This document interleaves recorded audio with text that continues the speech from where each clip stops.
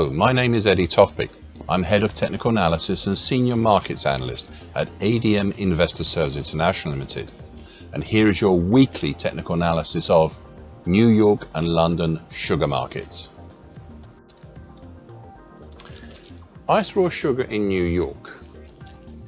The market had, for the most part, since mid-January, run along the underside of the purple highlighted upper time, currently at 21.33, of the early November 2023 to mid-January 2024 bearish shift pitch fork.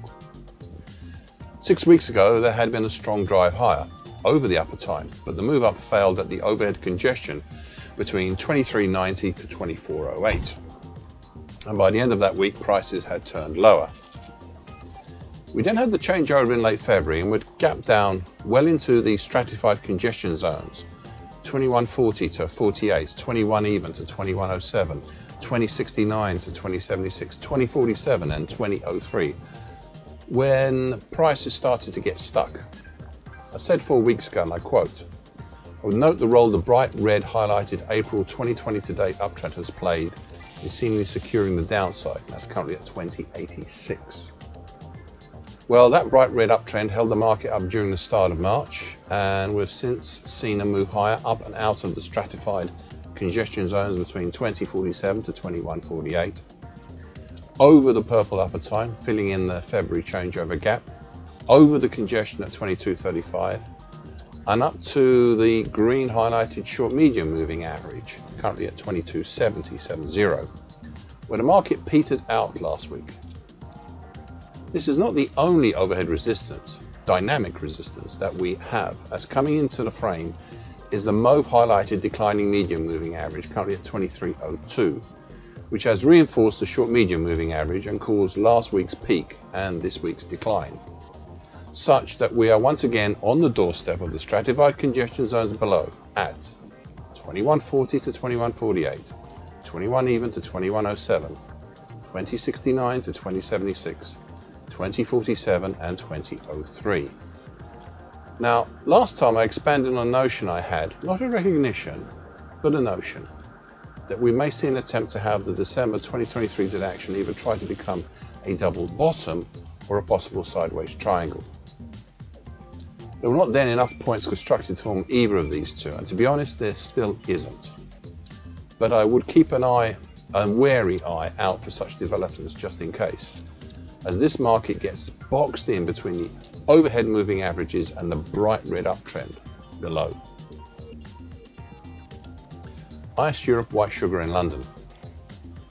The market at the start of March had been wading through stratified levels of support and turning into resistances above, such that prices had dropped down to below the interesting 625.30 to 602.70 congestion area, and even dipped down below the breached but unbroken supports of the purple coloured uptrend, currently at 605.10, dating from October 2022. There was some further congestion below, between 590 even to 592.80, which finally held up prices before we saw a move back up 4 weeks ago.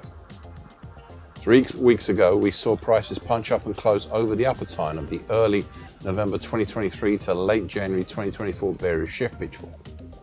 I've downgraded its importance since and may retire it completely soon, but it's an interesting one to note. And it's interesting to note how this upper time had kept a lid on the market since its start until 3 weeks ago, when we had a break higher, a daily key reversal up, followed by a 2-day descending halt pattern, a pattern traditionally seen as bullish. Prices also punched up and closed over the green highlighted short medium moving average, currently 638.60. Using it as a proxy support, even now, and in the process, filled in the mid-February changeover gap, which was 643.5 to 650. For a little while, it looked like the strongly declining medium moving average, highlighted in mauve on my daily chart, was giving way, and we did see it being pierced as recently as last Friday. But there were no 2 consecutive closes over it, and today it is seemingly once again acting as a cap on the market, with the short medium moving average acting as a support below. As I conclude this piece now, it suddenly occurs to me that the medium moving average did not have to act on its own. No, there was also the 50% Fibonacci line of the January to September 2023 move at 652.20, a significant resistance. I'll finish up here with roughly the same late question I asked before in New York Sugar, and here as well. Is the action since early December last year, is it developing into a double bottom or some sort of wedge or triangle pattern? It's still too early to tell just yet, but that is something to watch out for. Sugar white premium spread. It must be close, if not over, a year here that this chart finds many things are still going on all at the same time.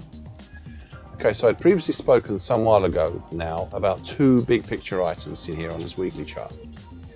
We have the recurring big old bullish Andrews pitchfork from 2019 to 2021, highlighted in dark blue on my weekly chart, with the lower time below, currently at 133.25. Tested but not broken. Plus, all the moving averages below, and the two big 50% Fibonacci lines below at 128.75 and 131.25. Then on the top side, we have the congestion between 162.75 to 164.75 that contains a rising neckline extension in the June 2021 to May 2022 reverse head and shoulders bottom, currently at 164.25, plus the 2012 high at 164.75. Now there is further congestion higher up between 173.75 and 175. Finally, there is the elephant in the room, the big February 2022 to August 2023 diamond top pattern, highlighted in green on my daily chart. Despite the recent moves, there is to my mind still no resolution, higher or lower, to this pattern. So I would suggest patience in this until we can see a significant move in either direction. And by significant, I mean beyond the September 2023 high at 171.75 or below the October 2023 low at 115.75. The only other observation I would make is that the room for maneuver between the dark blue lower time below and the bright red neckline overhead is getting smaller and smaller. Something will have to give, though there is still time for some action in between. Thank you for listening. This weekly broadcast gives the essential market patterns and consequences.